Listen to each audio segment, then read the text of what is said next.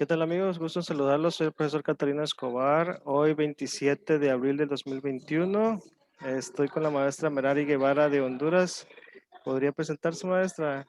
Buenos días, ¿cómo está? Buenos días, muchas gracias, profesor Catarino. Mi nombre es Luis Samerari Guevara Hueso y pues soy de San Pedro Sula, Honduras. Un gusto estar pues, compartiendo este espacio. Si nos puede contar dónde y cuándo nació para contextualizarnos. Bueno, yo nací en la ciudad de San Pedro Sula, que se considera la capital industrial de Honduras, el 3 de mayo de 1984. Ah, muy bien. ¿Qué recuerdos tiene de su infancia? ¿Cómo era? ¿Cómo fue?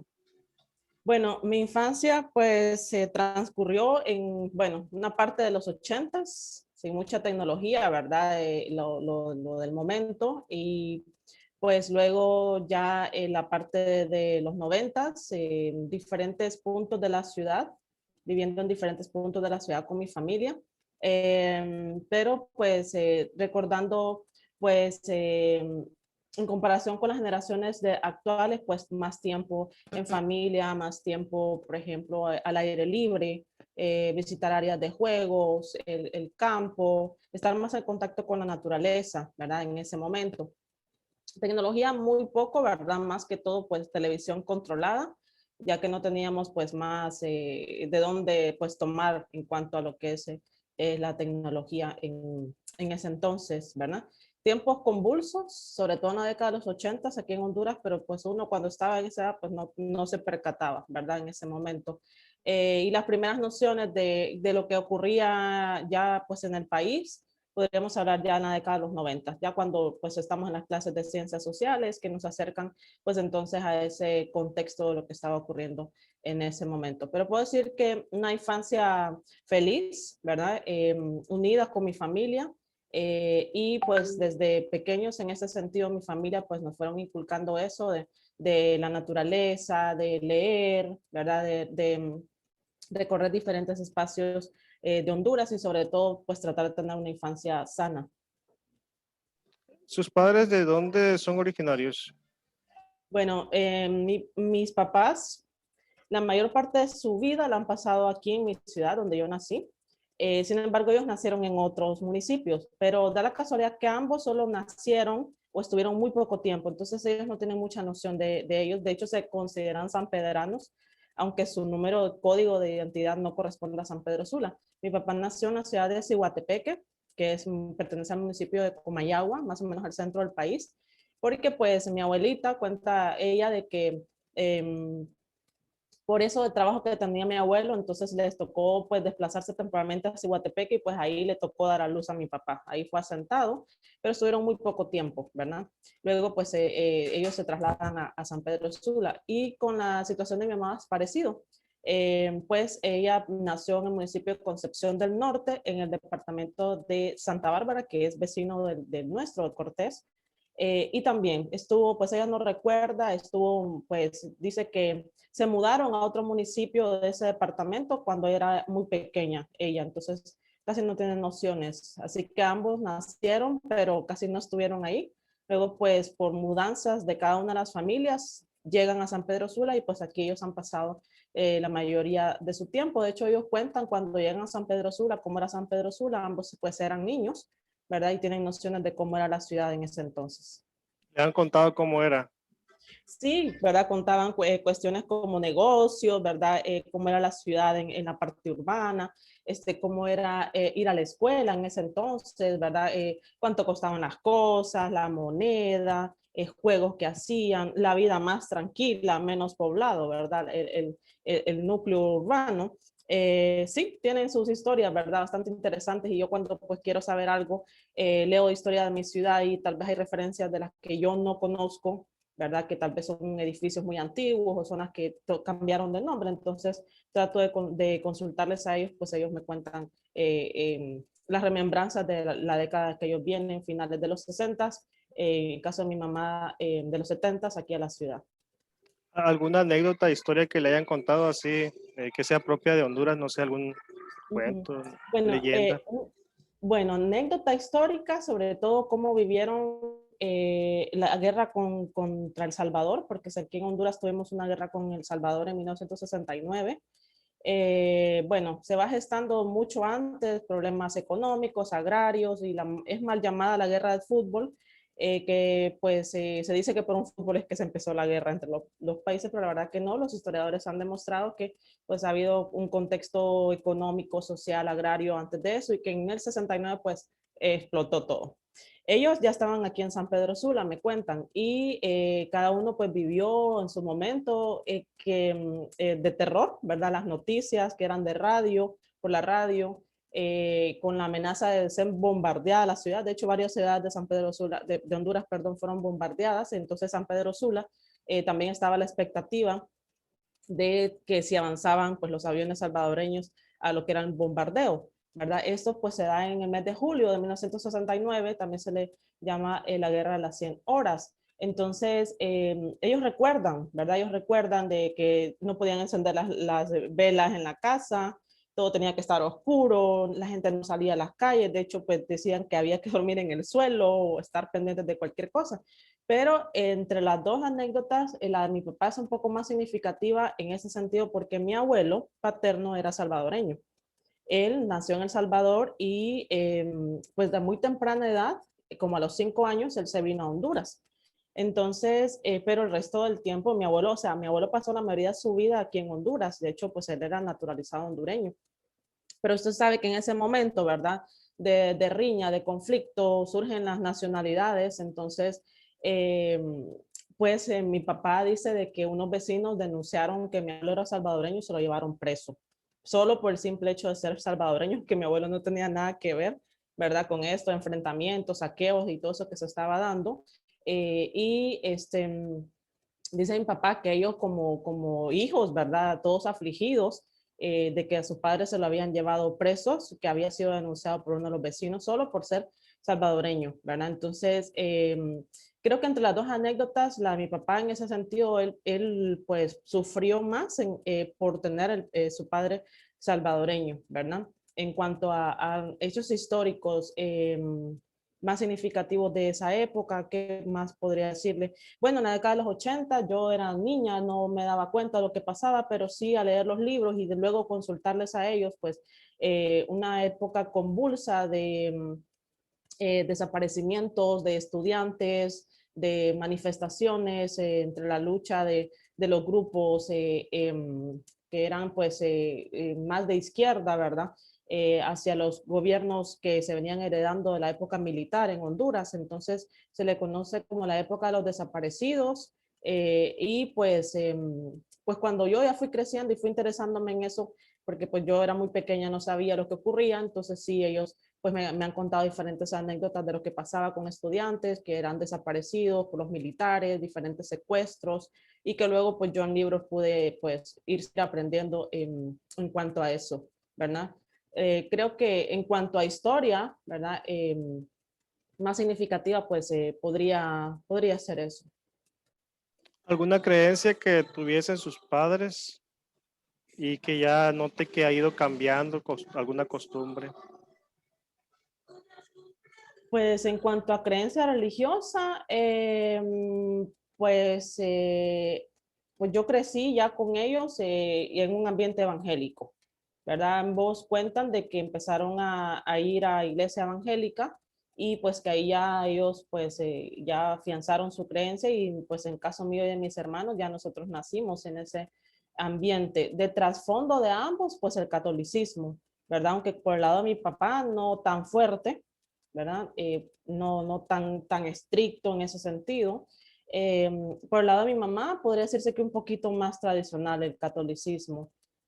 Aunque mi abuela después, la mamá de ella, pues después ella se convierte al cristianismo evangélico y deja de ser católica, pero mi mamá recuerda de que de pequeña pues ellos tenían que ir a la iglesia católica, pues hacer el proceso de catequesis y todo pues lo que desde pequeños les van formando en ese sentido. La mayoría del tiempo podría decirle que ha sido así, ¿verdad? Cristianismo evangélico y pues como ellos no vivieron tanto tiempo en zonas rurales, por decirlo así, porque nacieron y luego se trasladaron, entonces en ese sentido tal vez cuentan cosas de sus padres, pero a lo mejor ellos ya no las hicieron, ¿verdad?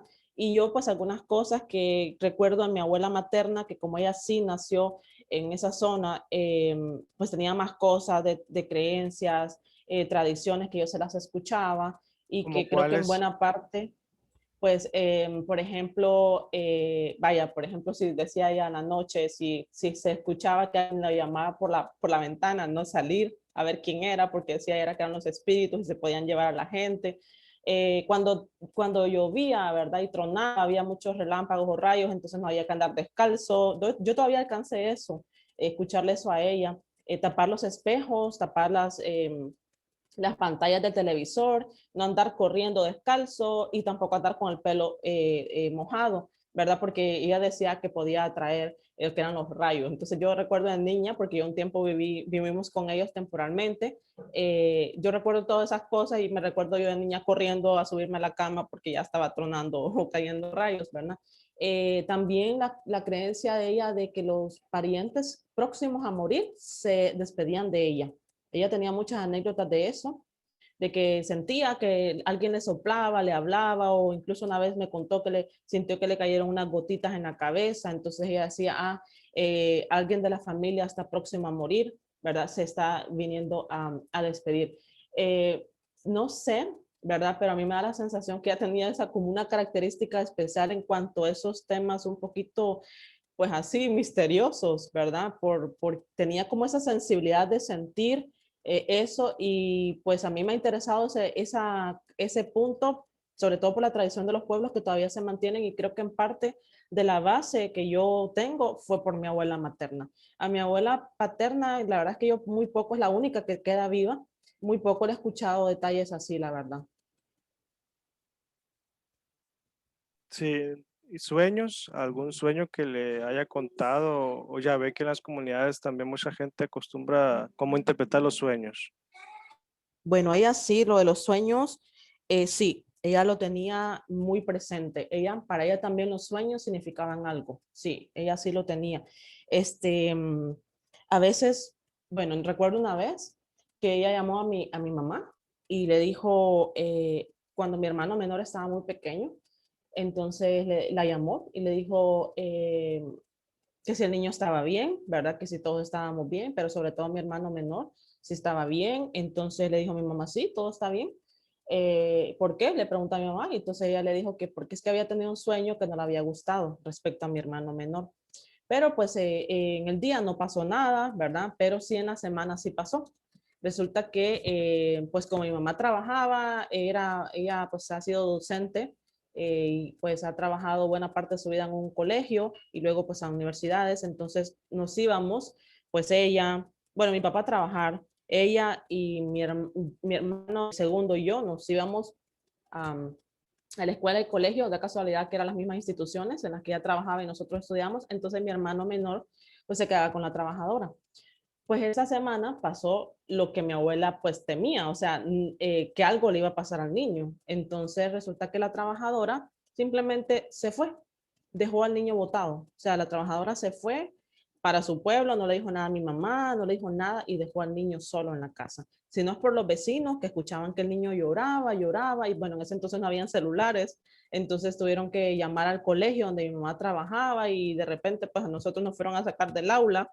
Los maestros nos dijeron, váyanse con su mamá, que algo le pasó en su casa, y pues ya nosotros venimos y pues ya los vecinos tenían a mi hermanito menor, que incluso pues lo habían picado las hormigas y bueno, había estado solo llorando en el patio hasta que los vecinos llegaron. Entonces, mi abuela había presentido eso, por eso es que previamente había llamado a mi mamá y le había preguntado, ¿verdad?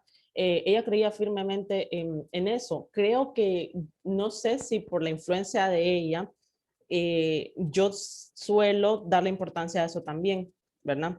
En ese sentido de tratar de ver qué significan los sueños o estar atento a si algo puede pasar. También interpretar el contexto para ver si está pasando algo, ¿verdad? Bueno, uno de los sueños más significativos en ese sentido que yo puedo decirle que me acordé bastante de mi abuela es que antes de que mi abuelo paterno falleciera, yo soñé que él moría.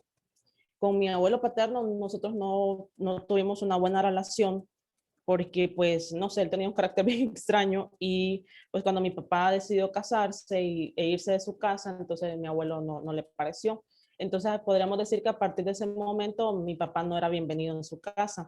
De hecho, nosotros crecimos con la familia paterna y no teníamos mayor relación. De hecho, había que ir donde mi abuelita, la que es la única que me queda viva, a ir a visitarla al patio porque no podíamos entrar a la casa porque él se enojaba, ¿verdad? Entonces yo crecí con ese miedo hacia él todo el tiempo, ¿verdad? A veces me obligaban a ir a saludarlo y yo no quería porque yo sentía un gran miedo hacia él. De hecho, pues él ni siquiera sabía cómo me llamaba yo, ni mis hermanos, o sea, nunca hubo una cercanía. Pero fíjese que, pues unos días antes de que él muriera, yo soñé, yo miraba el ataúd y miraba el ataúd solo, miraba todo oscuro y apenas una luz tenue y yo me acercaba y no había nadie más, pero yo sabía que él había fallecido. Y entonces yo me puse muy triste en el sueño porque dije, todo lo que él cosechó en vida, nadie lo vino a ver cuando murió. Y me dio pesar en el sueño estar viendo eso porque yo dije, porque era bien complicado, la verdad. Y ese trato, pues así como lo tuvo con mi papá, a veces lo tuvo con algunas tías y bien complicado mi abuelo. Entonces, yo en el sueño me ponía muy triste porque decía, se murió y nadie lo vino a ver, ¿verdad? Entonces yo miraba todo oscuro, no había nadie, apenas iluminado el ataúd. Bueno, como al tiempo, ¿verdad? Como al mes o algo así, él fallece.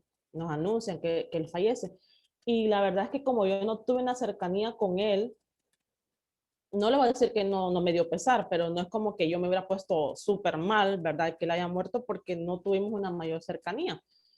Fuimos a hacer todo lo del velorio, el entierro, y cuando yo entré donde estaba lo estaban velando, inmediatamente me acordé del sueño.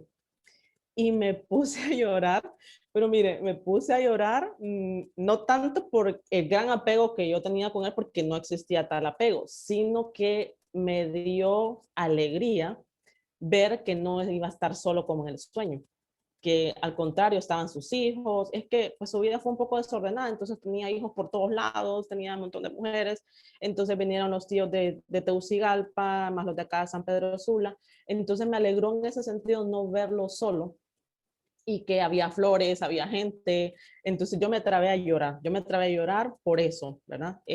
Porque no se cumplió en ese sentido lo del sueño, pero sí que antes yo sí había soñado que él fallecía.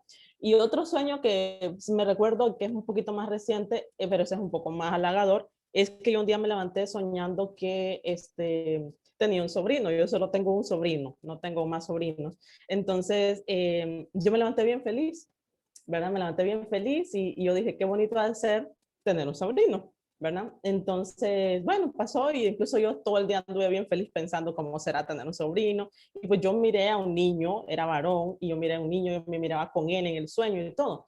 Bueno, pues como al mes vamos a una reunión familiar y entonces eh, mire cómo nos presentaron el anuncio, mi hermano y mi cuñada, nos dieron unas bolsitas como, era como Navidad, entonces nos dieron un regalo a cada familia y tenían una retratera.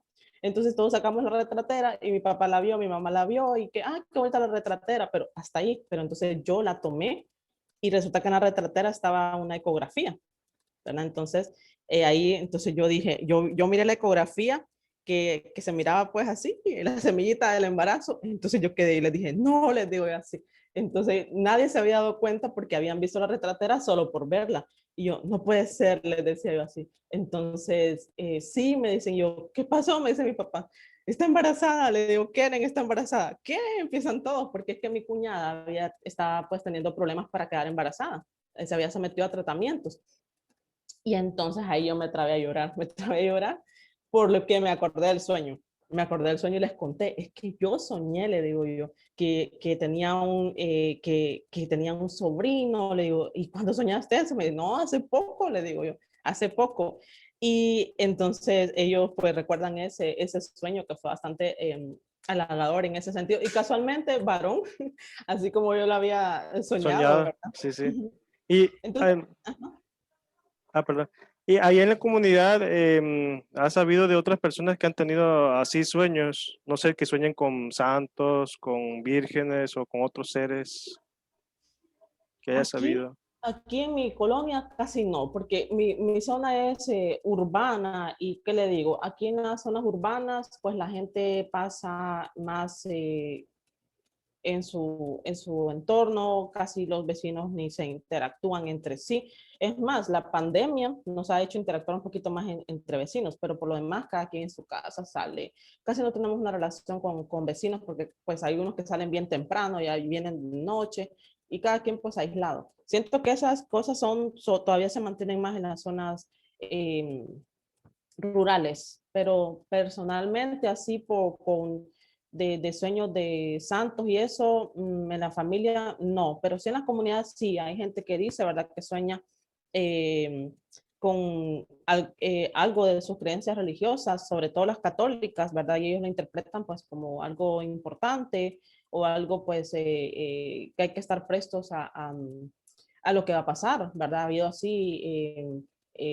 pues algunos que dan un mensaje previo antes que pase algo, pero podría ser que en las zonas rurales es lo que se mantiene todavía más cerca eso, ¿verdad? A través de los sueños. Ya en la zona urbana, como le digo, la tecnología, la globalización, de hecho muchas prácticas de cuentos y leyendas en la ciudad se van perdiendo porque pues la gente ya no le hace caso a eso o considera que son cosas de pueblo. Mucha gente lo desprecia, ¿verdad? Por pensar que son cosas como anticuadas, cosas de viejitos, sin ver que es un patrimonio inmaterial bastante importante. Pero sí en comunidades, sí, ¿verdad? Que todavía se mantiene eso de los sueños, o que ellos manifiestan que baja el duende, que pasa el sisimite, o que ocurren cosas de sustos, aparecimientos, y ellos lo creen firmemente. Eso sí tienen ellos, lo creen firmemente, porque pues yo cuando viajo me trato de indagar y siempre les pregunto qué creencias hay, ¿verdad? ¿Qué cuentos y leyendas? Si pasa algo extraño, y ellos lo manifiestan como muy ciertos. Entonces en los pueblos se mantiene un poco mejor eh, eso de los sueños, relacionarlos así como las creencias religiosas. ¿Nos puede contar alguna leyenda? Bueno, leyendas en Honduras hay muchas, hay unas que son, como decir, estándares en el país, pero otras que son muy propias de los sitios, ¿verdad? Por ejemplo, pues unas que compartimos incluso, pues Centroamérica, en muchos lados de Latinoamérica, la Llorona, la Sucia, la Ciguanaba, el Cadejo Blanco, el Cadejo Negro, el Duende, ¿verdad? Bueno, tipos de duendes, porque hay diferentes tipos de duendes. Esos creo que son los poquitos más extendidos en Honduras, ¿verdad? ¿La Pero sucia cómo es? ¿La pues sucia? la sucia es una mujer parecida a la Llorona. Es una mujer que aparece en los ríos, en las quebradas, sobre todo a los hombres que andan trasnochando o a los que andan alcoholizados, como le decimos aquí, bolos, ¿verdad? Borrachos. Entonces les aparece a ellos en el camino, aparentemente pues una mujer bonita, escultural, y pues a ellos les llama la atención, se acercan y luego pues se ve que es un rostro desfigurado y pues es donde les ocurre el susto o el espanto, ¿verdad? Ya ellos regresan a su casa traumados, a veces sin hablar, ¿verdad? O trastornados, según lo que cuenta la gente, pero suele estar cerca de los ríos, ¿verdad? Cerca de los ríos. Eh, no recuerdo quién, pero una vez me contaba una experiencia. Hay gente que afirma que le ha salido, ¿verdad? Sobre todo los hombres. Una vez un señor, no recuerdo a quién le pregunté, pero sí me contó que él en su juventud vivía en una zona rural y él pasó con su bicicleta, le tocaba cruzar una quebrada con su bicicleta.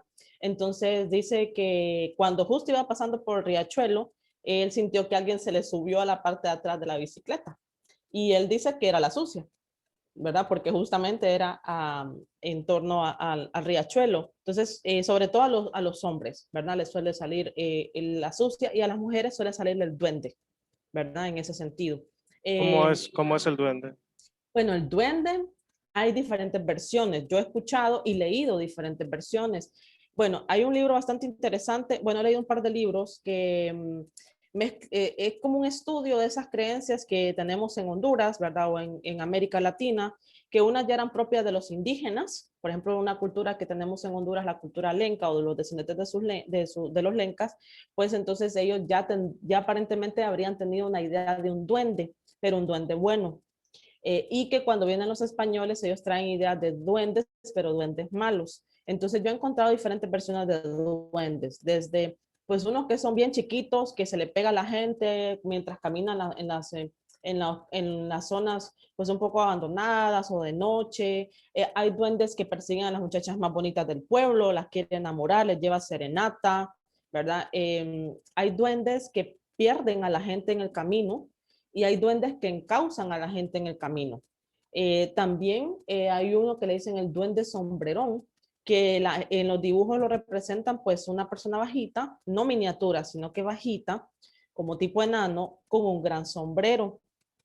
Entonces hay diferentes manifestaciones, así que hay buenos, hay malos, y una de esas, ahorita que le estoy diciendo el sombrerón, pues fíjese que mi familia, nosotros no fuimos educados, mi familia nuclear no fuimos educados así como con esto de supersticiones, ¿verdad? De creencias. O sea, sí uno las escucha a los familiares o cosas de la escuela, pero no es como que a nosotros nos inculcaron a tenerle temor a esas cosas o a creer en esas cosas. Sin embargo, como han ocurrido cosas misteriosas, después uno dice, creo y no creo, ¿verdad? Uno ya le tiene respeto a esas situaciones. Pues en una ocasión mi papá cuenta algo y que yo le dije, yo creo que te salió el duende sombrero, le digo yo a él así, porque él dice que él andaba en un pueblo, en Santa Bárbara, como yo estaba muy pequeña, o creo que ni había nacido en la década de los 80, y dice que a él le tocó ir a cubrirle un trabajo, porque mi abuelo paterno pues se tenía una empresa de buses, ustedes le dicen camiones, ¿verdad? De transportar personas. Entonces, en esa ocasión uno de los conductores no había podido pues ir a hacer esa ruta de trabajadores de una hidroeléctrica que existía, no sé si todavía existe en ese municipio en Santa Bárbara, que se llama el Níspero. Entonces dice mi papá que él le dijo a mi abuelo, yo le voy a ir a hacer la vuelta. Se fue, se fue mi papá. Entonces dice de que como al ser una represa nacional, todo eso está custodiado por militares. Entonces dice que tenían como un área, como un club, donde los trabajadores de la hidroeléctrica, pues cuando tenían tiempo de descanso, iban a ver televisión, estaban los sofás, podían leer, entonces era un tiempo de descanso. Pues dice mi papá que como él llegó, ¿verdad? Entonces hacer la vuelta, llevar a los trabajadores para hacerle favor a mi abuelo, pues él se quedó en la noche ahí en el club y dice que pues estaba viendo unos partidos de repetición, yo no me acuerdo, creo que fue con el tiempo del Mundial del 82, por ahí creo que fue la historia. Entonces dice que él se quedó viendo unas repeticiones del Mundial, del partido, y no había nadie más, dice él, no había nadie más. Entonces dice que cuando ya se iba a retirar, ve que alguien lo está viendo por la ventana, por una de las ventanas. Entonces ve a un señor bajito con un gran sombrero. Entonces mi papá se asusta y mi papá le habló, o sea, como que le dijo buenas noches. Y entonces le dice él, buenas noches, don Nelson, le dice, o sea, le dijo el nombre. Y mi papá dice que nunca lo había visto él en su vida. Entonces mi papá lo saludó, le dijo buenas noches, y mi papá se retiró. Al día siguiente empieza a preguntarle a los trabajadores, ¿verdad? Que quién es ese señor bajito que estaba en la noche por ahí, ¿cuál señor bajito? Y entonces empieza a preguntar y a describir, no sé, que aquí no hay nadie con esa descripción física. Y no había forma como que alguien extraño entrara porque al estar custodiado por militares no era como que cualquiera podía entrar. Entonces, es un misterio que mi papá cuenta. Entonces yo le dije, yo creo que te salió el duende sombrerón, le digo, porque él lo cuenta que era señor bajito y con un gran sombrero y en la noche y cómo le supo el nombre. Entonces, una cosa bastante extraña. Entonces, de los duendes hay de todo tipo. Y el de las muchachas bonitas, hay cosas bien extrañas que algunos dicen de que para espantarlo, para que ya no esté enamorando a la muchacha, a veces solo la persona lo mira, los demás no lo miran. Entonces dice de que una de las formas que me parece extraña, pero es muy común en los pueblos, si a una muchacha bonita la anda siguiendo el duende, enamorándola, entonces ella tiene que meterse al baño a comer en el baño. Entonces, con eso dice que espantan al duende y que nunca más suele salir a la muchacha. Entonces, hay como diferentes remedios según la zona como para tratar de espantarlos, pero sí hay variedades. En el municipio de La Campa, por ejemplo, uno de los viajes que yo hice con los estudiantes en el departamento de Lempira, de hecho cerca de San Manuel de Coloete, yo siempre ando preguntando eso porque es parte del patrimonio y las creencias de interés antropológico. Pero a mí también me sirve para tratar ese es un secreto, para tratar de controlar a los estudiantes. Usted sabe que cuando uno va con estudiantes, los hipotes, pues los muchachos son bien jóvenes y quieren salir y todo eso. Pues yo vine y le pregunté a una señora qué cuentos o leyendas hay en el municipio. Entonces me dijo de que, pero eso me lo afirmó, que era cierto, que a las 6 de la tarde el duende bajaba al pueblo. O sea, me decía que todos los días a las 6 de la tarde bajaba el duende al pueblo. El Acampa es un municipio bien bonito porque está rodeado de montañas. Entonces yo les dije a los hipotes, a los muchachos, bueno, Aquí todo el mundo ya encerrado en el hotel, nadie va a andar en la calle, porque aquí a las 6 de la tarde empieza a salir el duende. Y les digo que a mí me lo contó una de las señoras que de acá y no les estoy mintiendo. Yo con el fin de que no se me salieran del hotel, ¿verdad? Y como en parte de recopilar lo que son las leyendas y anécdotas de la zona, pero en muchos lugares sí, firmemente lo mantienen. En ese municipio de La Campa han ocurrido cosas extrañas de mujeres que se han desaparecido. Eso me lo contó un guía, que una señora se fue a recoger leña y desapareció. No la encontraron. Pasaban días y no la encontraban. Entonces, a los días, a las semanas apareció, pero apareció trastornada. Y resulta que ya cuando ella empezó como a recuperar su mente, su lucidez, dicen que un hombre entre medio humano y mono, que es el caso del Sisimite, la secuestró y la llevó a la montaña en una cueva donde tenía otras mujeres secuestradas, ¿verdad? Y que luego ella pues como que logró escaparse y fue cuando apareció en el pueblo. La leyenda, bueno, ella cuenta que eso le pasó y se perdió por días. La leyenda cuenta que efectivamente es como un hombre entre, no sé si usted recuerda en los 80 aquella película Pie Grande, ¿verdad? Que era como un mono gigante, como humano, más o menos parecido así, y que tiene los pies al revés, ¿verdad? Tiene los pies al revés. Entonces, si uno mira que las pisadas van hacia enfrente, es que en realidad él se fue para el otro lado y viceversa. Y que efectivamente secuestra mujeres, las tiene así como en cueva, las tiene como de esclavas de él. Incluso, según la leyenda, ha procreado hijos con ellas que son mitad humano y mitad mono. Entonces, en ese municipio, bastantes leyendas son muy frecuentes en los alrededores de esas zonas lencas. Y creo que en parte yo como le digo, yo no me crié así como que mis padres nunca me dijeron, ay, que esto y lo otro. No, nunca nos dijeron eso. Pero yo a raíz de lo que he leído y de lo que he presenciado o escuchado, pues yo ya tengo cierto respeto hacia ellos. La montaña de Selá que tiene mucha leyenda. De hecho, pues la gente habla que hay espíritus lencas, dueños de la montaña, que antes de entrar hay que pedirles permiso, porque si no la gente puede extraviarse. Hace algunos 3 o 4 años se extravió una bióloga que nunca apareció, ni viva ni muerta. Y se movió cualquier cantidad de gente a buscarla. Y al final yo dije, pues la reclamó la montaña. Después me encontré con este señor guía y le dije, ¿usted sabe qué pasó con la bióloga? No, Merari me dice aquí, se movió todo el mundo, COPECO, que es de comité de contingencia, se vinieron los bomberos, vinieron rescatistas.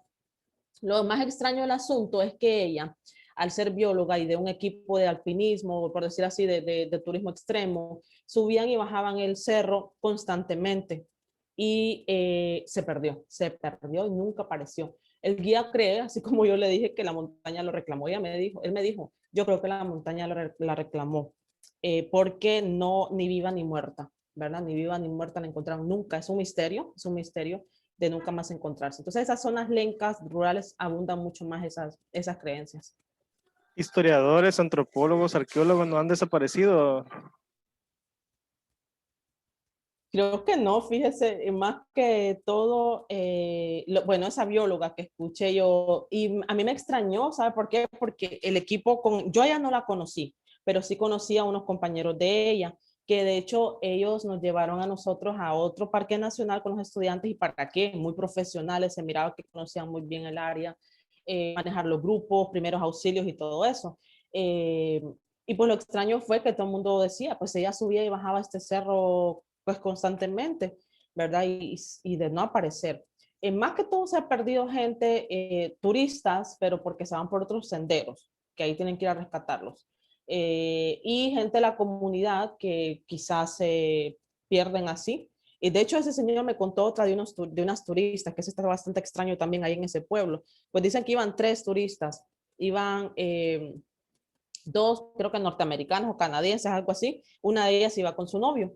Entonces, una de las hermanas estaba caminando atrás de ellos. De repente, ellos voltean a ver y ya no está.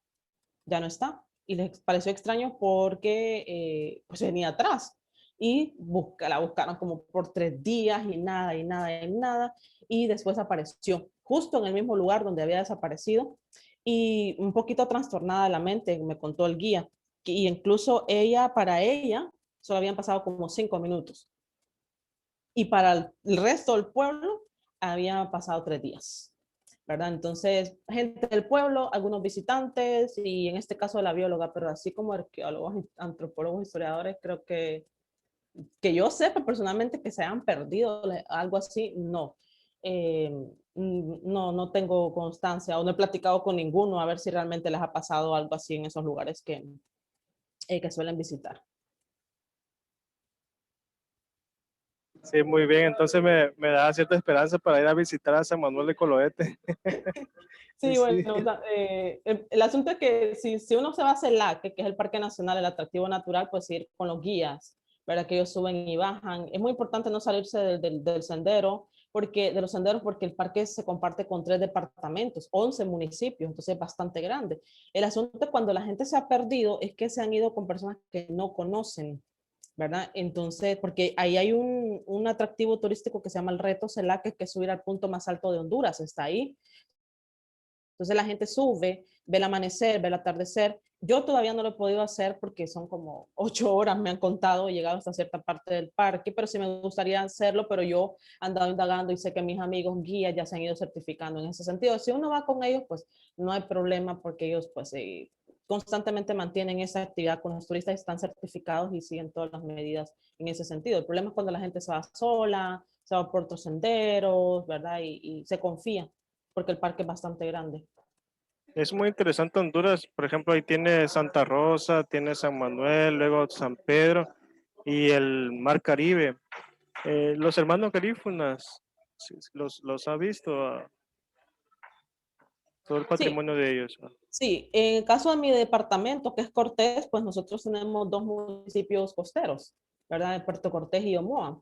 Ellos pues viven, hay comunidades ahí garífunas. El resto pues se extienden por lo que es la costa del departamento de Atlántida y la costa del departamento de Colón, incluso hasta una parte de Gracias a Dios, que es el más oriental. Hay comunidades garífunas también en Islas de la Bahía, que de hecho fue el primer lugar donde llegan los garífunas a finales del siglo XVIII, ¿verdad? Ahí está la primera comunidad de ellos, Punta Gorda se llama. Y luego pues ellos vienen a la costa y empiezan a diseminarse, ¿verdad? Así que, por ejemplo, en el caso de mi departamento, nosotros estamos muy familiarizados con los garífunas. Es bastante común cuando uno va a la playa, ¿verdad? El saber que ahí están ellos, que cuando uno llega, por ejemplo, parte de su gastronomía la puede consumir, ¿verdad? Que es muy común si usted va a la playa, el tomarse su poquito con agua helada, ellos le ofrecen tabletas de coco, pan de coco, ¿verdad? Y si uno va con un viaje organizado, incluso puede visitar las comunidades directamente por cómo viven. Esa experiencia pues la hemos tenido con los estudiantes en nuestro mismo departamento, ¿verdad? O sea, al norte de San Pedro Sula. De visitar comunidades garífunas, cómo viven, ¿verdad? Ver sus viviendas tradicionales y que ellos mismos nos expliquen cómo hacen el proceso de tabletas de coco, pan de coco, cómo hacen su proceso tradicional y también nos expliquen la punta, porque mire, ese punto es bien importante, ya que la punta se ha malinterpretado a nivel internacional, incluso nacional, ya que se suele relacionar solo con la famosa sopa de caracol, ¿verdad? Que toma algunos ritmos de punta, garífuna, más otros ritmos caribeños y se explosionó la tal famosa sopa de caracol. Pero realmente la punta tiene un significado antropológico más profundo. Es un baile de ellos muy propio de sus ancestros, lo hacen también cuando hay funerales, también hay ciertos de esos bailes que son de fertilidad, a sus deidades. La verdad que sí, es una mezcla cultural y religiosa bastante interesante. Entonces, no solo es diversión, como se suele ver, ¿verdad? Aquí yo les explico a mis estudiantes, nosotros tenemos que profundizar y no pensar de que, porque aquí hay un dicho, el que no puede bailar punta no es hondureño, le dicen a uno.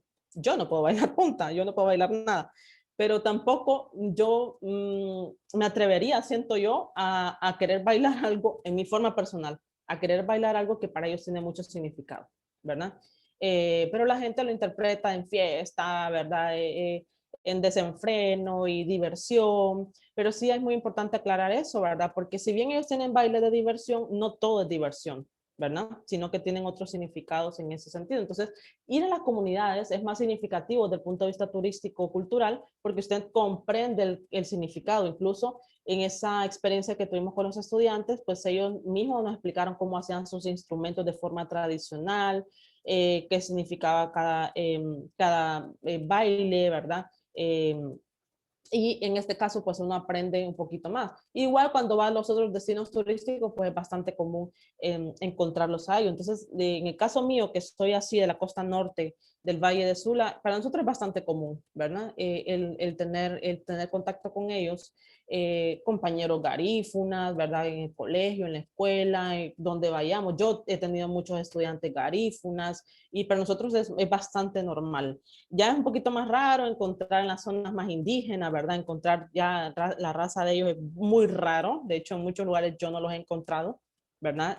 A pesar de que ellos no solo viven en la costa, muchos se han movido a diferentes lugares, pero es muy raro encontrar ya en Occidente, que es un poquito más la esencia indígena, ¿verdad? Encontrar grupos garífunas es más difícil. Me imagino que también tienen leyendas ellos. Sí, tienen pues leyendas, personajes históricos. Ellos, su religión, sus creencias, pues hay bastante de sus ancestros, su relación con el mar. De hecho, tienen varias ceremonias que lo hacen con el mar, ¿verdad? Sus vestimentas coloridas también, máscaras, corresponden a ciertas creencias también.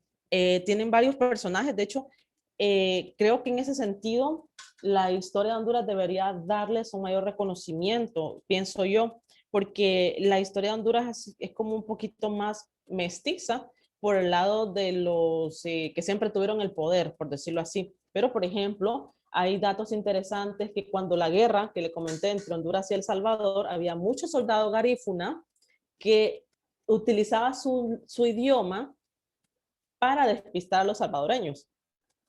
¿Verdad? Como para decir, se escuchaban o decían, estamos por aquí, estamos por acá, alguna táctica de guerra. Entonces ellos hablaban, ponían a los garífunas a que hablaran por medio de los radios y los salvadoreños perdidos en ese sentido, y nosotros hondureños también, pues no hablamos el garífuna. Entonces, pero sirvieron como un punto interesante para despistar al enemigo en ese sentido, ¿verdad? Que no los pudieran entender. También hay un soldado que casi no se habla de él, pero hay un municipio que se creó en honor a él, se llama Juan Francisco Bulnes, es un municipio del departamento de Gracias a Dios, que es el oriental, que él se dice la historia muy poco, la verdad es que yo he leído muy poco porque casi no se ha hecho un rescate histórico de eso, de que él fue un soldado fiel de Francisco Morazán, ¿verdad? Que fue uno de los más fieles que él tuvo, y su nombre castellanizado habría sido Juan Francisco Bulnes, y en honor a él se hizo este municipio. También de ellos, bueno, es que en cuanto a la negritud en Honduras, ha habido diferentes etapas, ¿verdad? En este sentido. Pero pues ellos ya son como ya a finales de los años 1700 que pues ya se agregan al territorio hondureño y pues ya son parte nuestra, ¿verdad? De nuestra pues, variedad cultural que tenemos y sobre todo asentados en la costa norte. Miren, yo he notado que los que están más aislados, no tan aislados, porque sí tienen contacto con la ciudad, pero más alejados de las grandes ciudades, siento que conservan un poquito mejor. Los que ya están en la ciudad o se van a Estados Unidos, a veces pasa que las nuevas generaciones no están aprendiendo el garífuna o están más urbanizados, por decirlo así. Yo le puedo notar porque cuando uno viaja puede ver eso. Todavía en las zonas más extensas, ¿verdad? Alejadas de las ciudades, todavía sus viviendas son de forma tradicional. Caña brava, que es un tipo de bambú, por decirlo así, manaca. Mientras que más cerca de las ciudades están, pues ya son viviendas de cemento, vidrios, cosas así, ¿verdad? Las ciudades.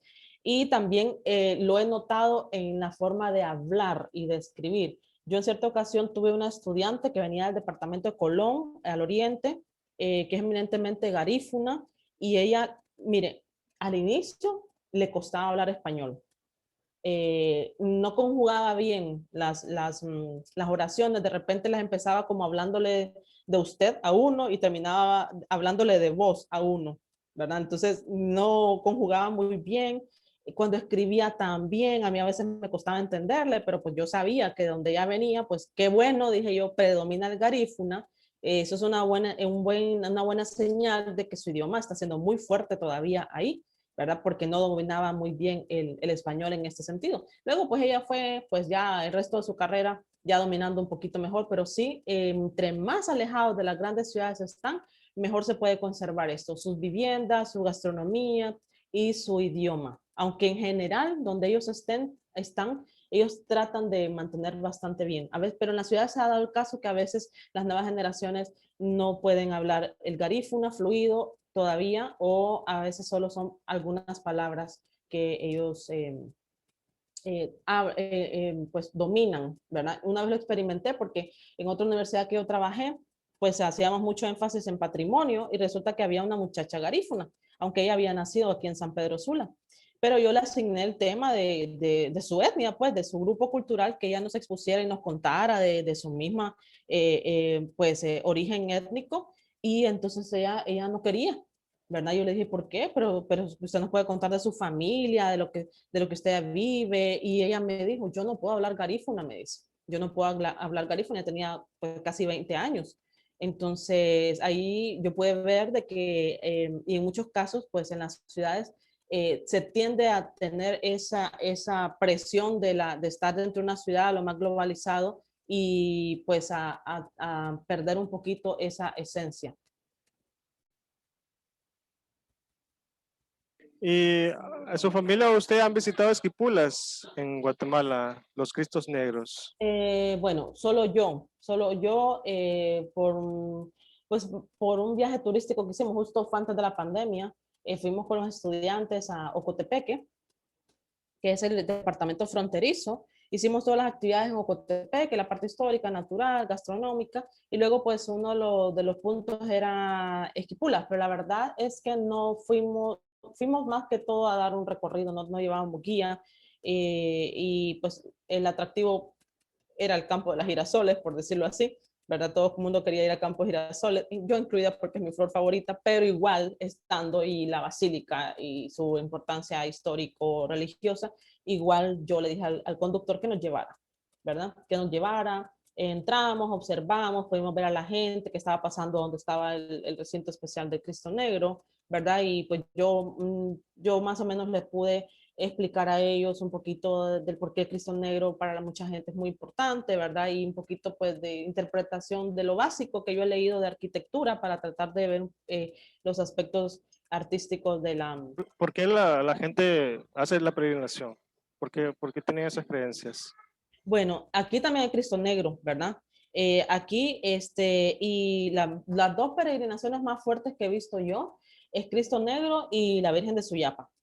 En este caso, pues la gente va porque quiere hacer alguna petición especial o quiere dar gracias por haberle cumplido algún milagro. Eso, ¿verdad? En muchos de estos lugares, bueno, en Quesailica, que también tienen Cristo Negro, ahí atrás, la iglesia es pequeña. Atrás, usted entra, más parecido a la basílica de Esquipula, ¿verdad? Que usted entra y hace su recorrido para poder en orden, ¿verdad? En orden para que la gente tenga un espacio para el Cristo Negro. Ahí también en lo que es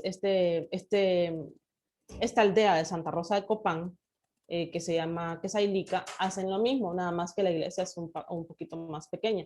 La gente entra en orden y la gente pues hace la petición. Yo he podido ver, ¿verdad? Pegados, fotografías, cartas, por ejemplo, si piden para un bebé, la salud de un bebé, le llevan un zapatito de un bebé, incluso he visto hasta mechones de pelo, ¿verdad? En lo que es la parte que ellos tienen así para las peticiones. Varios, yo me acuerdo haberlos leído, algunos eran peticiones, ¿verdad? Que le pedían a Cristo Negro que por favor les cumpliera la salud de alguien. Incluso leí hasta, por ejemplo, pidiéndoles por la gente que se va mojada a Estados Unidos, ¿verdad? Con coyotes, pues que pudieran llegar bien, por los estudios de algunos de sus hijos. Todo tipo de peticiones se pude leer yo ahí en esa ocasión, y también agradecimientos, ¿verdad? Que la gente regresaba y daba gracias porque se le había cumplido algún milagro, ¿verdad? O que pues había sanado a algún familiar, ¿verdad? La verdad que yo vi de todo ahí en este pequeño recinto de Cristo Negro, y la gente hace lo mismo cuando es en febrero con la Virgen de Suyapa. En menor medida lo pude ver en Ilama, que tiene la Virgen de Lourdes, ¿verdad? Ahí pues un pequeñito santuario con una fuente de agua, la gente va y toca el agua, y también vi algunos fotografías o pequeñas cartas o peticiones a la Virgen de Lourdes, ¿verdad? Ese de Cristo Negro que Sailica es bien interesante, no sé si yo le había comentado a usted, pero hay una, que no sé qué tan verídico sea, Yo tengo un libro de Quesailica. Quesailica es una aldea de hoy de Santa Rosa de Copán. Se dice que ese fue los primeros poblados, incluso hay restos indígenas precolombinos en la zona. Bueno, el punto que le quiero comentar es que en ese libro reúne datos históricos y creencias del pueblo. Y uno de ellos me llamó muchísimo la atención porque contaba de que antes se hacía un tipo huancasco entre Quesailica y Esquipulas, en el cual se visitaban mutuamente y se intercambiaban las imágenes, ¿verdad? Y luego pues se volvía a hacer, al siguiente año se devolvían las imágenes y así estaban. No recuerdo la fecha, pero según el libro, hubo un momento en que estaba muy convulsa la situación entre, bueno, Centroamérica, y que los cristos no se intercambiaron a su lugar original. Eso cuenta la leyenda. Entonces la leyenda dice que no se devolvieron a su lugar original, según la leyenda, porque había algo convulso.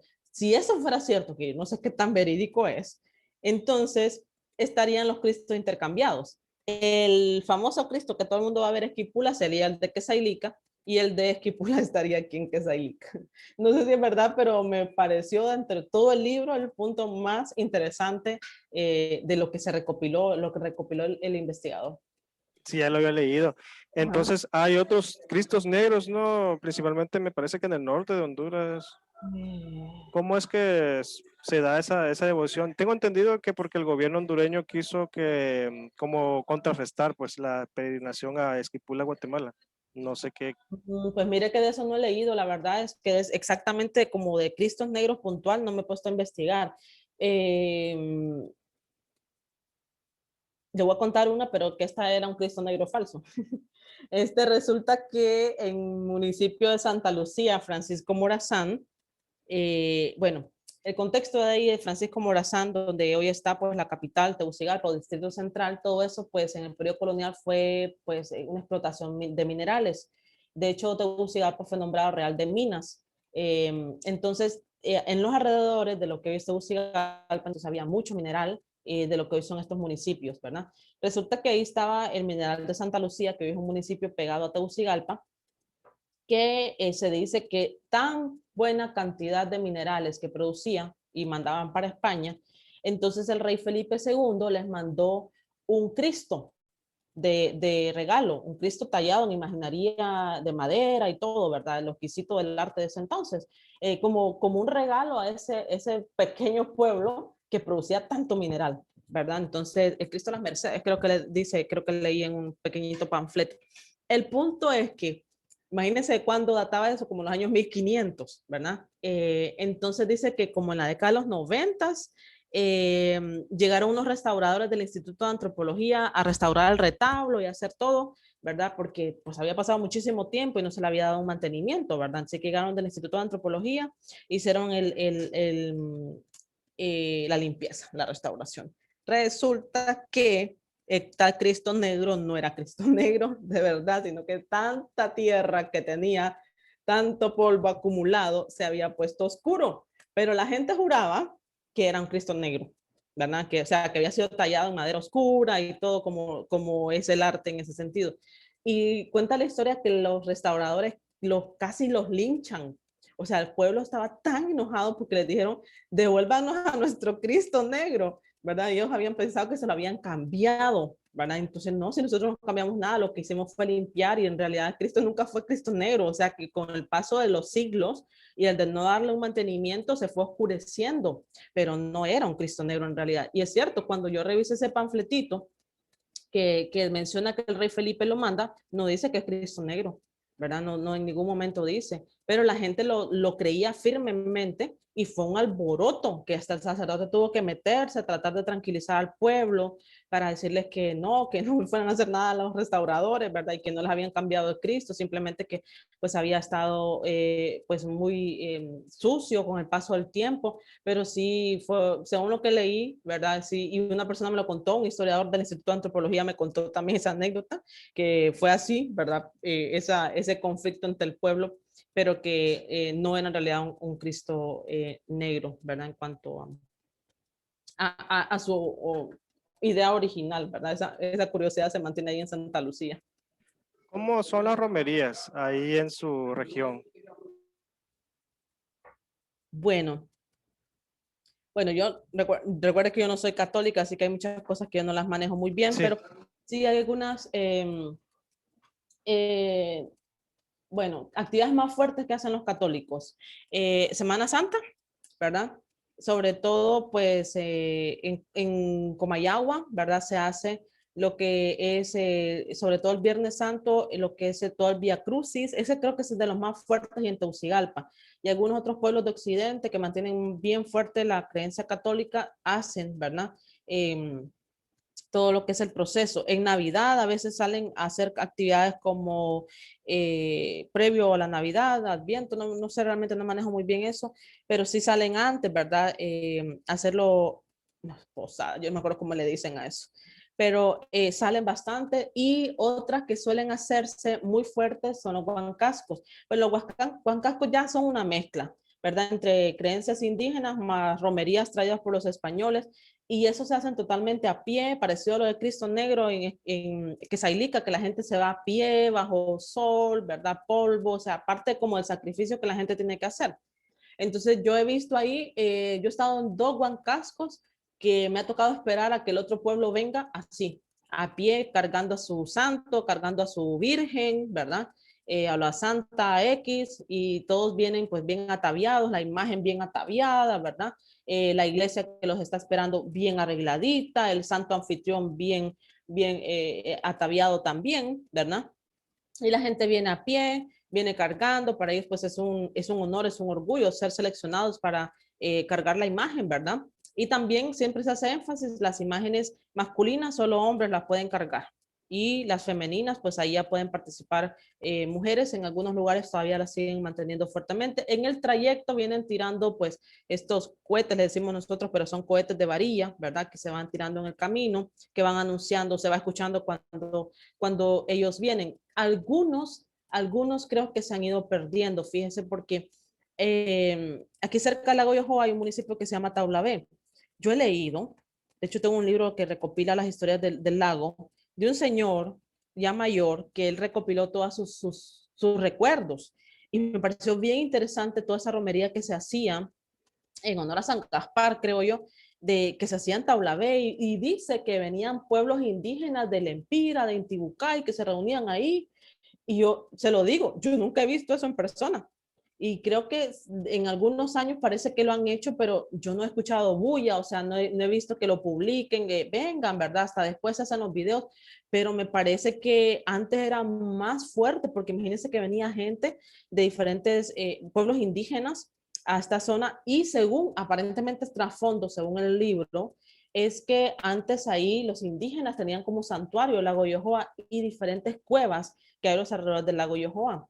Y que después con la presencia española lo fueron matizando a los santos, ¿verdad? Y que después entonces lo cambiaron a como a San Gaspar, que era pues como el patrón de ellos, y había mucha fuerte presencia de dar de ofrenda flores cuando era simplemente indígena todo, llevar como flores al lago, como la fertilidad, el agua, la vida, y que después lo cambiaron a llevarle flores a los pies a San Gaspar. Personalmente no he tenido la oportunidad de asistir a uno de esos. He visto algunos videos en YouTube, aunque me gustaría saber con detalle qué se mantiene y qué se ha perdido de lo que se narra de hace décadas, que me parecía que hace décadas era sumamente interesante lo que es esa actividad en conjunto. Que creo que bastante se ha dejado de hacer en ese sentido. O sea, sería un punto bastante interesante de investigar, de movilizarse cuando se haga la actividad, ¿verdad? Para poder ver. Ah, me acordé de otro Cristo Negro en Gualala. Ese se hace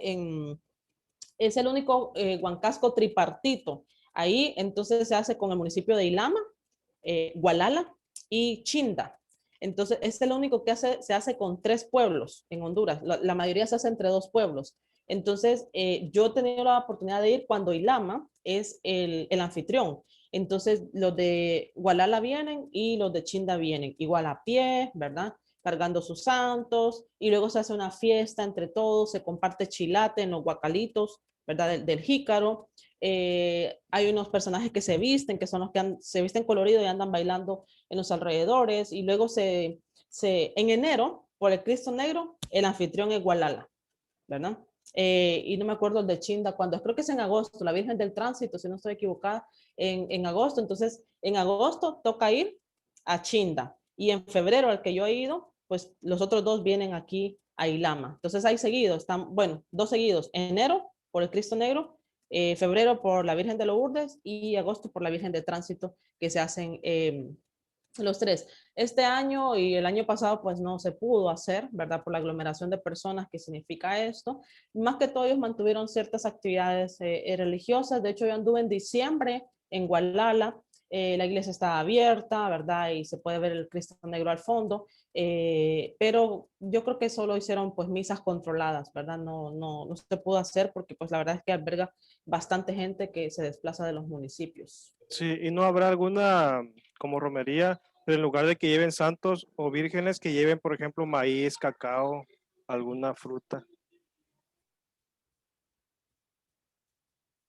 Pues en lo que yo he visto, la verdad es que esta gente no va cargando más cosas. De lo que yo he visto, la verdad, no recuerdo haber visto.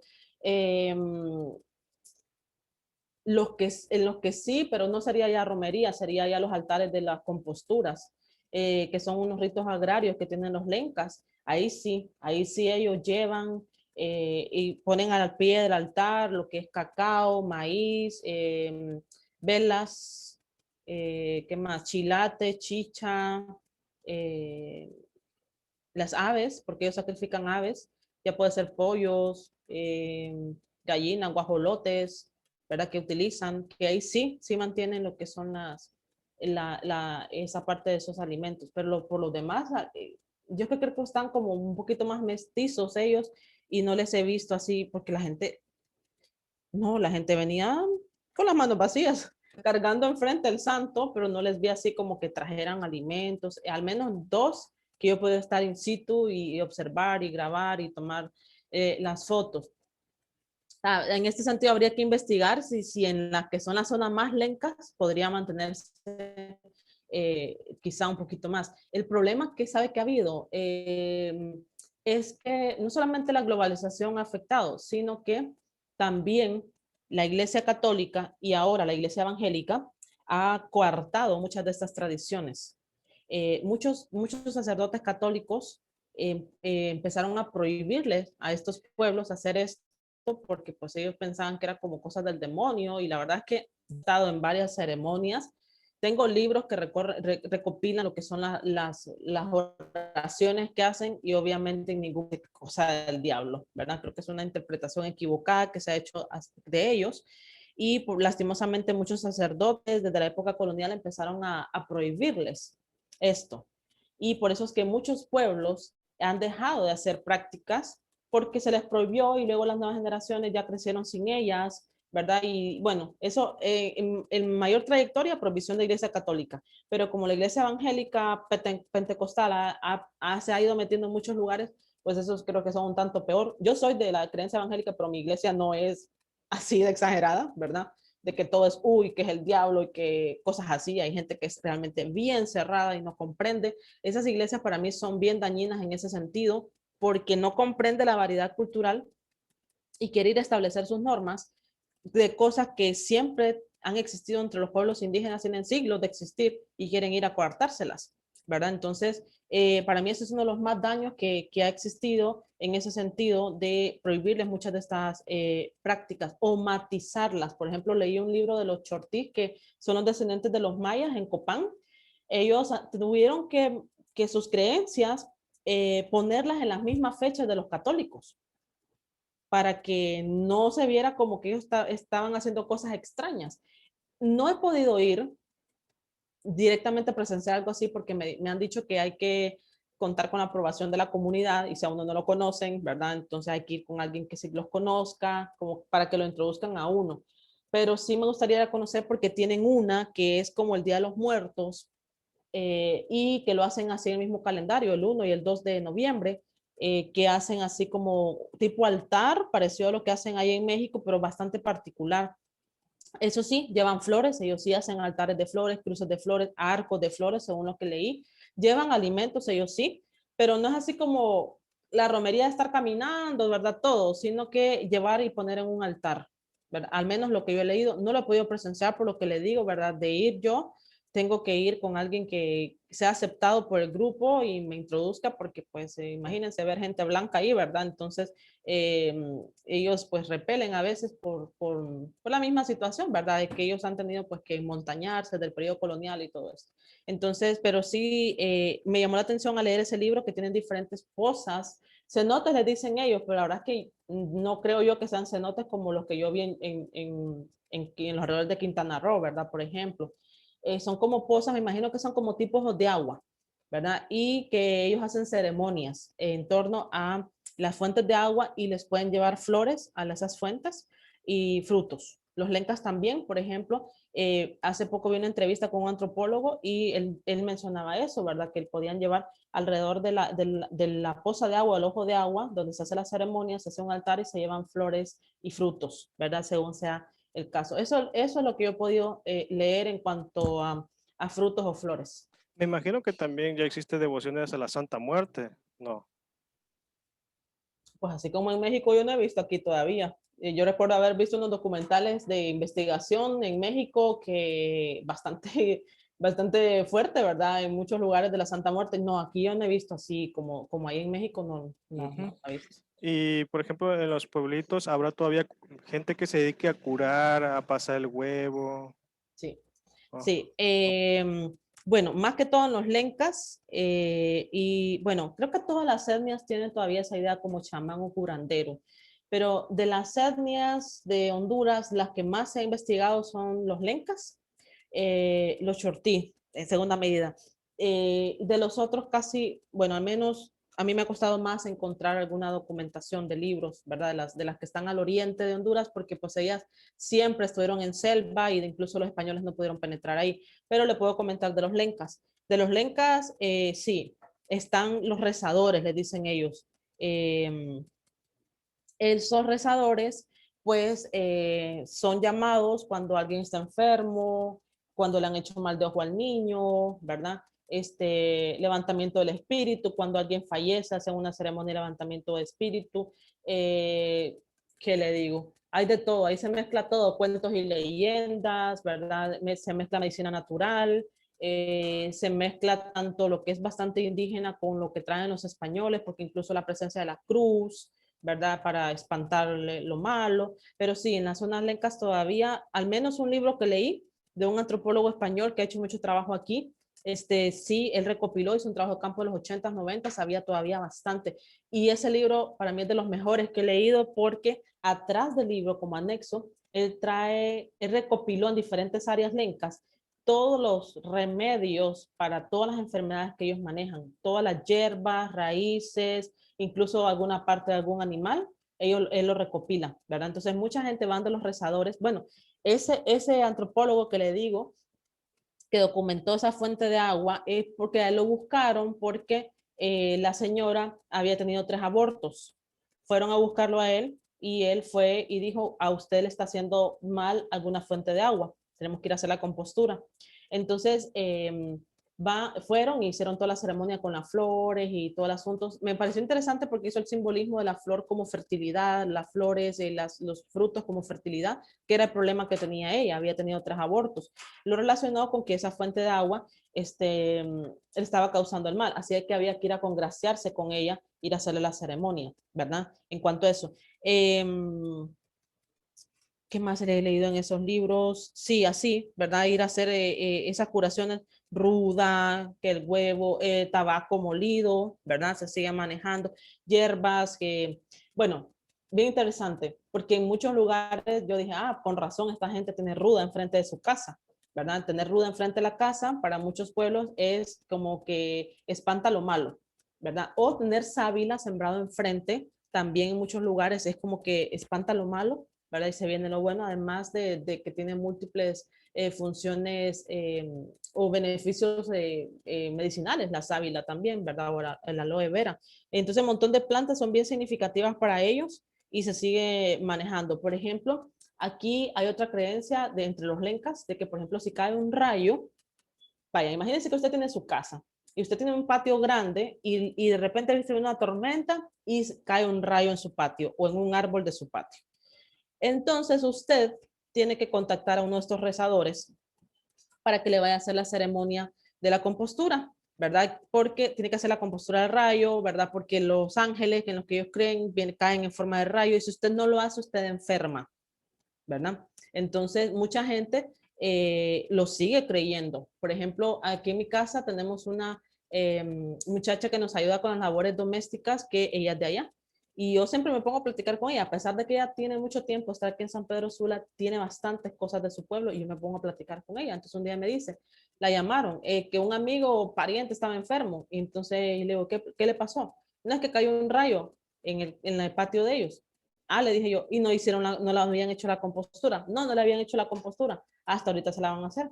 Y por eso es que él había caído enfermo. Entonces, se sigue manifestando todavía. Estos señores, pues, son los que también suelen estar en la Auxiliaría de la Vara Alta, que es una organización meramente de descendientes lencas, donde pues ellos tienen su altar, tienen las varas altas o las majestades que le dicen ellos, un pequeñito altar, donde hacen las ceremonias, los rezos, que van mezclados entre catolicismo y las creencias de ellos. Entonces tienen este espacio que ellos le dicen auxiliaría de la vara alta o la alcaldía de la auxiliaría de la vara alta, donde solo ellos son. O sea que ellos tienen dos alcaldías, la alcaldía normal de los mestizos, ¿verdad? El alcalde municipal y tienen su propia organización lenca. Yo he podido visitar dos, he ido con amigos que son de descendencia lenca y por eso, con permiso, ¿verdad? He podido entrar, he podido documentar, tomar fotografías o conversar con ellos, observar todo, porque ellos, pues realmente la gente blanco mestiza que no pertenece a su grupo no puede pues participar de ello. ¿Y qué opinarán, por ejemplo, los pueblos originarios sobre las ruinas? ¿Cómo mirarán a Copán, todas esas ruinas? Bueno, según la anécdota, cuando encuentran Copán ruinas, pues la gente decía que ahí habían vivido sus ancestros. Yo he leído dos cosas, que ahí habían vivido sus ancestros, como decir sus parientes antiguos, sus abuelos, y también de que ahí vivían como los espíritus de los ancestros. O sea, una siento que es como vivió gente, pero ya no. Y otra siento que todavía le dan esa vigencia de que si bien es cierto no hay gente física viviendo, sí están los espíritus de los ancestros. Entonces yo he leído de estas dos características de lo que ellos pueden decir acerca de las ruinas que les pertenecieron a ellos. Lo ven como quizá lugares sagrados o incluso lugares donde no se puede ir a perturbar, ¿verdad?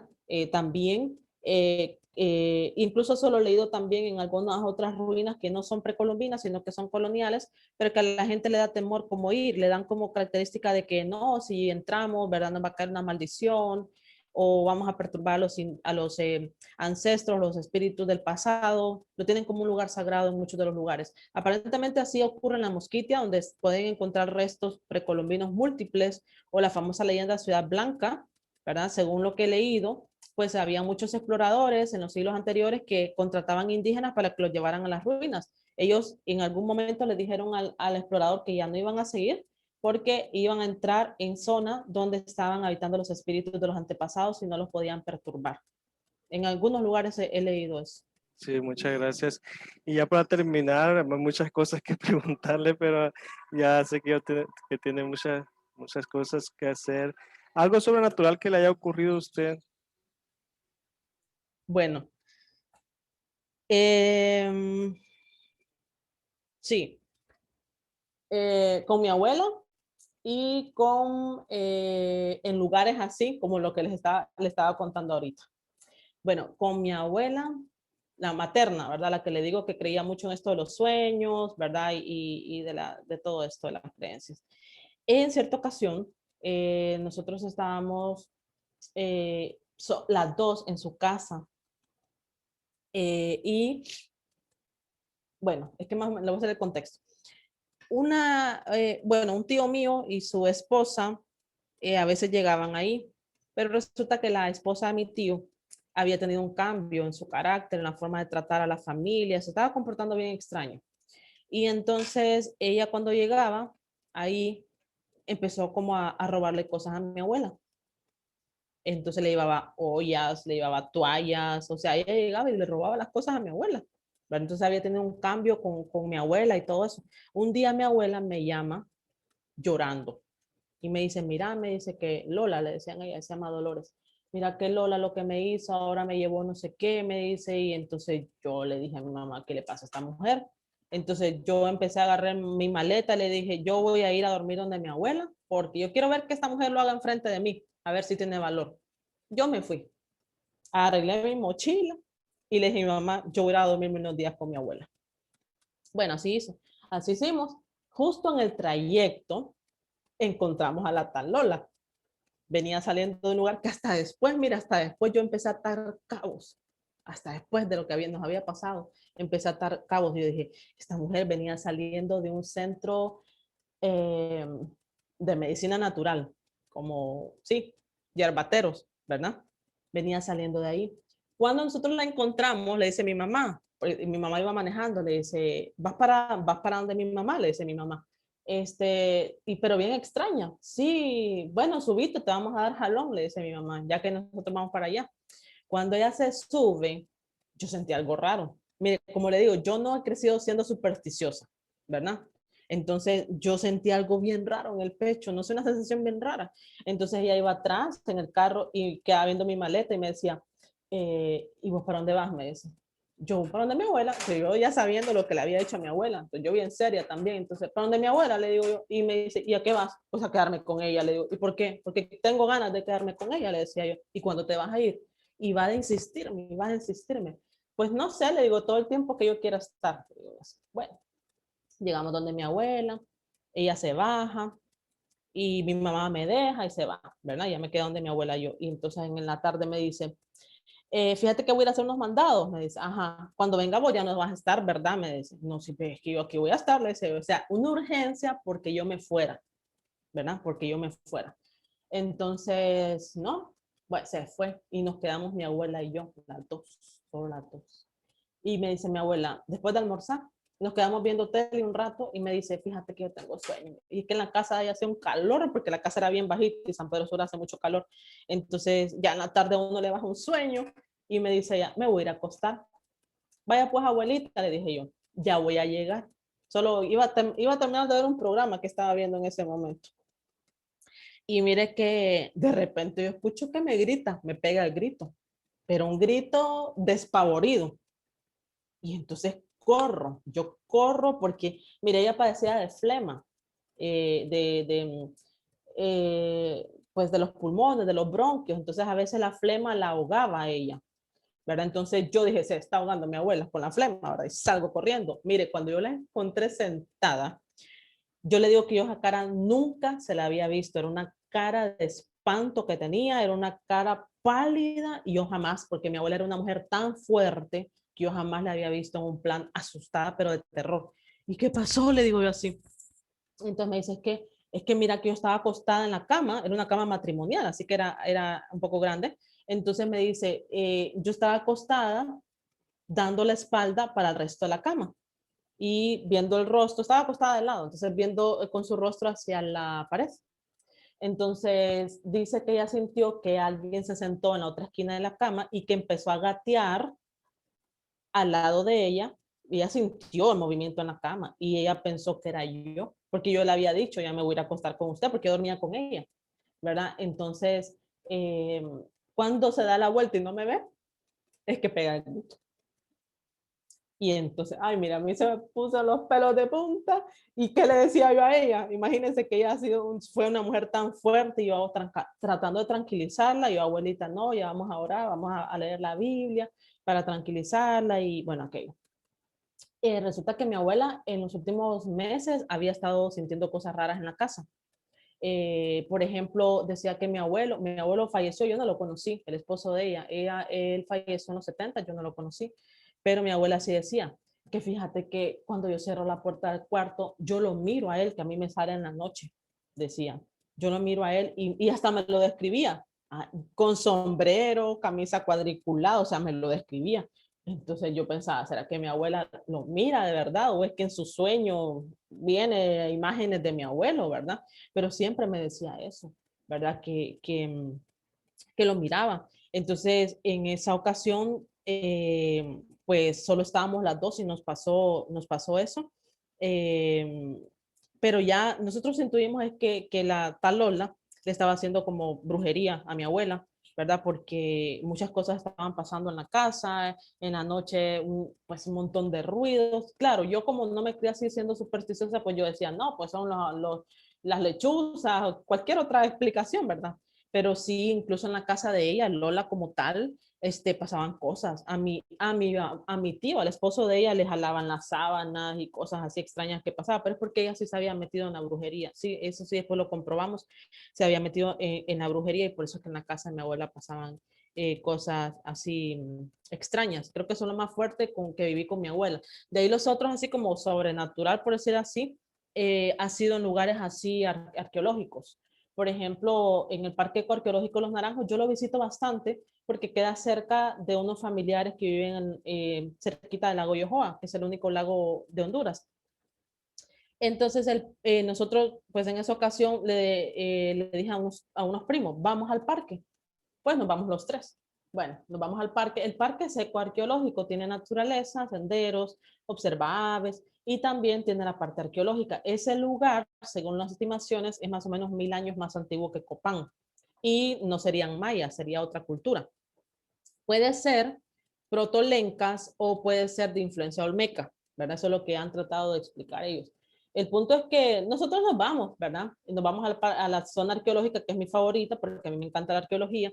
Entonces vengo yo y les digo a mis primos, fíjense, les digo yo que yo he leído que por aquí hay una piedra que más o menos sirve como estela. Voy a ir, vamos a buscarla para tomarle fotos, les digo, vamos pues, bueno, en lo que andábamos ahí buscando la tal piedra, se puso ahí bien oscuro, un viento que estaba soplando, un viento helado, oscuro, que tapó la luz del sol, ¿verdad? Y ahí donde estábamos nosotros. Entonces yo les digo a mis primos, hey, les digo yo, vámonos porque aquí nos va a caer una tormenta. Y lo peor del caso es que no dábamos carros, porque los muy inteligentes nos habíamos ido caminando desde la casa de mi tío hasta el parque y después del parque adentro del parque. Entonces eran bastantes kilómetros. Entonces les dije yo, ya nos va a caer esta tormenta. Pero entonces yo empecé a sentir algo extraño. Pareció lo que sentí cuando Lola se subió al carro, algo extraño como en el pecho, ver una sensación extraña. Entonces no me parecía. Yo ya estaba inquieta yo. Entonces les digo yo a mis primos, vámonos porque que nos va a caer una buena tormenta. Y en el lago caen unas tormentas, pero potentes. Entonces, vámonos, nos fuimos. Ahí hay un trayecto que es un atajo, es un atajo de caminito de tierra.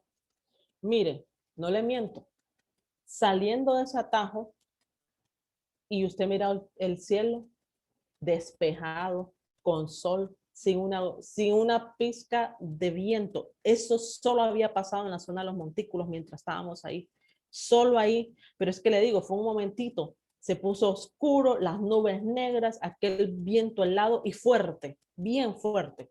Y nomás salimos al trayecto para buscar el sendero principal, totalmente despejado, soleado, sin una pizca de nube negra. Yo quedé, ¿qué pasó aquí? Y la distancia entre uno y otro no era exagerado, ¿verdad? Entonces yo me quedé así pensando, qué raro pues lo que había pasado, pero como le digo, yo no crecí en ese ambiente, pues yo, no sé, dije a ver qué pasó.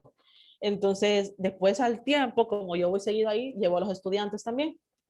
Ahí es la segunda que me pasó ahí en el lugar. Entonces, pero ahí yo andaba sola. El punto está que yo fui con unos estudiantes y cuando ya nos regresamos con el guía, dos estudiantes se quedaron atrás, se quedaron tomando fotos. Entonces yo le dije al guía, Manuel, le digo yo, váyase usted con el grupo y yo voy a ir a traer a los otros dos que se quedaron atrás. Ya los voy a alcanzar porque yo conozco los senderos, ¿verdad? Entonces, así hice. Fui a buscar a los estudiantes que se habían quedado atrás y no los encontré. Ah, y entonces dije yo, es que estos se fueron por el otro sendero de piedra, que es más largo. Van a llegar, pero van a llegar después que nosotros quedamos por el tal atajo de tierra. Y así fue, ellos se fueron por el otro, porque pues ellos no conocían, y entonces se fueron por el sendero un poquito más largo. Cuando yo ya voy de regreso sola, sola por la zona de los montículos, yo voy tranquila, yo voy tomando fotos, o sea, yo voy y viendo si los muchachos están ahí en los alrededores. Y mire, no había nadie más. Las 2 veces que me ha pasado eso ahí, no ha habido nadie más en el parque. ¿Qué pasa en el parque? El parque tiene mucha vegetación alrededor y nadie vive cerca, porque pues es todo así a la redonda, está pues custodiado. Es decir, parte del estado de Honduras, o sea que ahí no vive gente. Entonces no había nadie más en el parque. Cuando yo voy por la zona de los montículos, escucho que me hacen y vengo yo y me paro pensando que eran los muchachos. Hasta me di la vuelta para atrás, viendo si los miraba y nada. Ay, no, dije yo. Sí me dio miedo, pero ¿sabes cuál era mi miedo? Que hubiera alguien vivo allá escondido en el monte y yo sola ahí. Yo dije, algún hombre aquí, yo sola en este montarral y no hay nadie cerca. Y entonces empecé a caminar más rápido.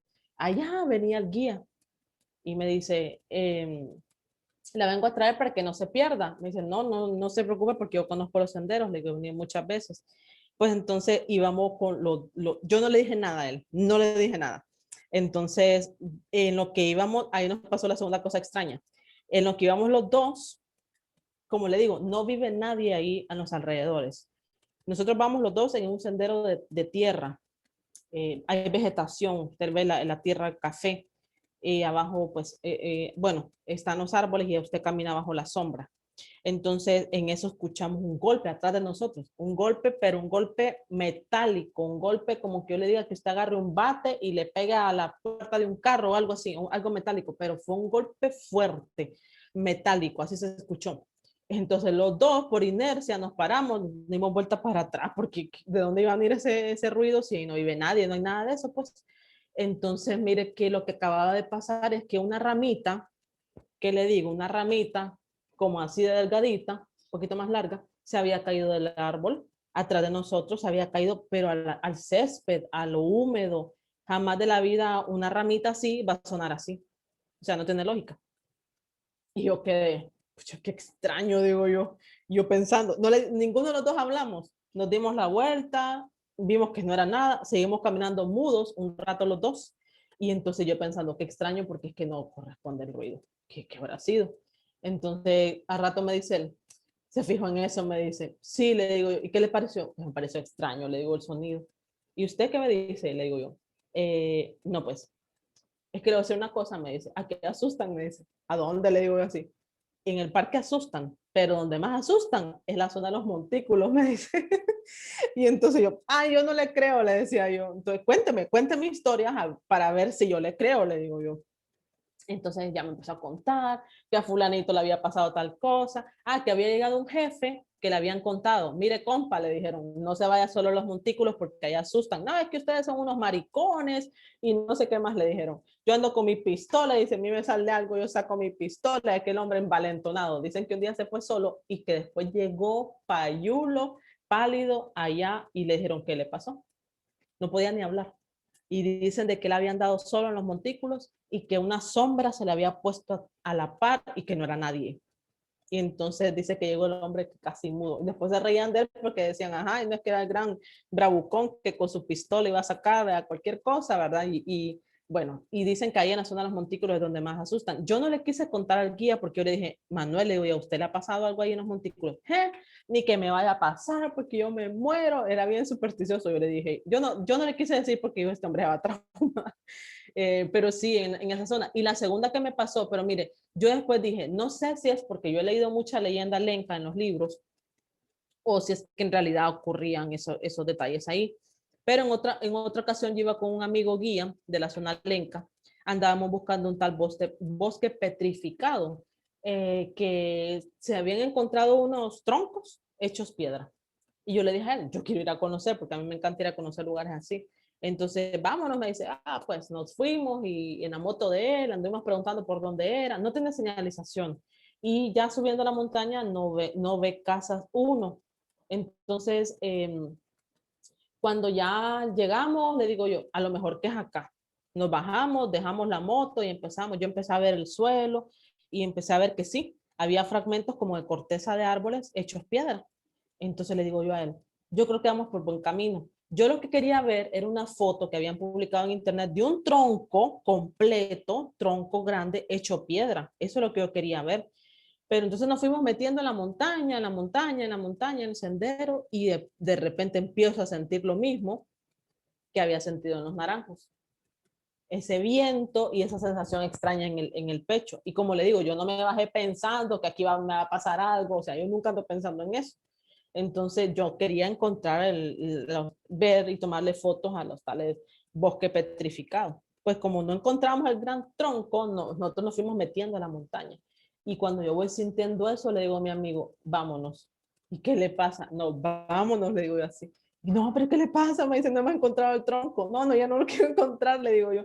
Entonces me dice, y agarro yo a caminar rápido, a caminar rápido. Espéreme, espéreme, me dice, ¿qué le pasa? Me dice, no, le digo, es que yo aquí estoy sintiendo algo y creo que estamos entrando en un área, le digo, alguna espíritu de la montaña lenca y nosotros nos metimos sin pedir permiso ni nada, le digo yo. Entonces estoy sintiendo lo mismo que sentí allá en los naranjos. No, que usted está inventando, que no sea exagerada, que metamos a ver.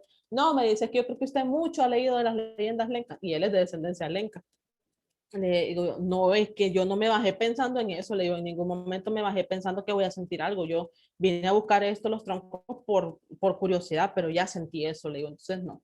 Vamos, le digo, porque yo ese vientecito y esa sensación extraña, yo ya la he sentido antes en lugares así, con presencia, le digo, de resto arqueológico o algo así de presencia lenca. Entonces, no terminamos de buscar el tal tronco, ¿verdad? Nos regresamos y entonces yo le dije, no, es que yo cuando siento eso, le digo, es que algo siento yo que hay ahí, como que uno fuera como a perturbar o como que uno estuviera metiéndose en un lugar, no sé, un espíritu ancestral o cosas así.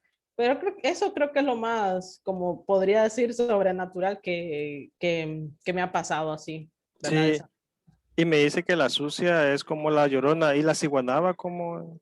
Pues mire que es parecido también. Yo creo que será que en algunos lugares han mezclado las características, pero también hablan así como una mujer que atrae a los hombres y que luego pues cuando ellos ya ven realmente no es una mujer, sino que es un espectro, un espanto, del cual pues ellos quedan así traumados. Creo que en algunos lugares cambian un poco los nombres o le dan alguna otra característica al cuento, aunque sean personajes que se extienden bastante por Honduras. Sí. ¿Algo más que quiera agregar, maestra? Pues no sé, como que Entonces, alguna idea, no sé. pues muchas gracias por su tiempo y gracias por sus comentarios también ahí en el live que hicimos con Elías Rodríguez ahí Ah, en Patrimonio Cultural, Arquitectónico y Colonial de Honduras la vez pasada y también sí, nos ha acompañado ahí en los live, pues muchas gracias. sí, un gusto. A ver cuándo vienen, porque esa iglesia es bien misteriosa también, fíjese. Esa de Coloete tiene mucho simbolismo bastante extraño. Tiene cosas bien que usted lo pone a pensar, como un pueblito tan metido tenía tanto simbolismo extraño que creo que todavía no le han dado como una posible explicación. Y tiene esa característica bastante peculiar en la zona. Y también pues ahí lo que es el pueblo Lenca, ¿verdad? Incluso ahí yo vi una forma de enterramiento que nunca había visto. Es decir, entierran a la persona y luego le ponen un cúmulo de piedras, ¿verdad? Y ahí lo pude ver en una ladera. Entonces es un pueblo bastante interesante. Entonces, si usted esa parte de la arquitectura, ¿verdad? Colonial, en la zona occidental de Honduras hay bastante, y la parte artística de los interiores también. A ver cuando tienen la oportunidad de venir, ¿verdad? Ya se ha adecuado un hospedaje ahí en San Manuel de Coloete y uno de los muchachos que está trabajando, pues lleva celaque a la gente y lo atiende ahí en su hostal, ¿verdad? Creo que Está muy para bien. aprovechamiento de la zona se podría conseguir quizá un historiador local, ya que los guías sí conocen, ¿verdad? Pero no es lo mismo como que andar con un historiador de la zona, como para que pues uno pueda aprender más. Y si no, pues nos quedamos ahí afuerita o en el parque a ver si no aparece la sucia O y baja la el duende. ciguanaba o baja el duende. Ya, Es ok. probable. Pues muchas gracias, maestra. Fue un gusto Bueno, haber estado con ustedes. Muchas gracias, amigos.